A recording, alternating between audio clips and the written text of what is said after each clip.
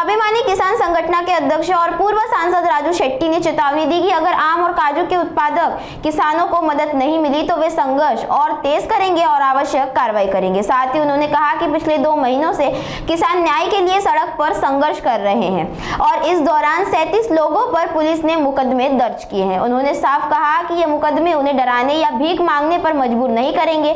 25 मार्च को विधानसभा सत्र का अंतिम दिन है और अगर आज सरकार ने सहायता की घोषणा नहीं की तो आंदोलन और तीव्र होगा।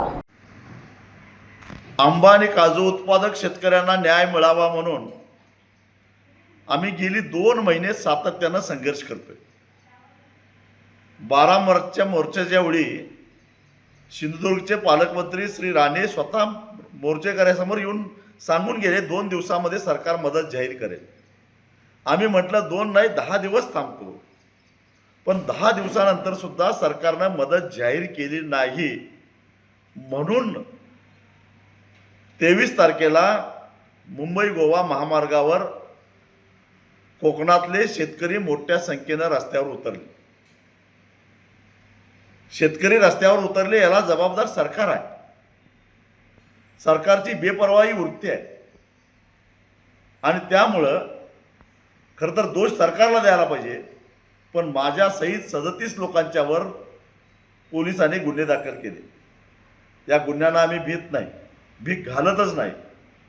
अजून तुम्ही गुन्हे दाखल करा, लाट्या चालवा, गोळ्या घाला, आम्ही गप्प बसणार नाही। आज 25 मार्च विधिमंडळाच्या अधिवेशनाचा शेवटचा दिवस आहे। आज जर का सरकारने मदत जाहीर केली नाही तर चलो मुंबईचा नारा आम्ही येत्या 2 दिवसात देणारच आहोत। जरा तरी लाज वाटली पाहिजे।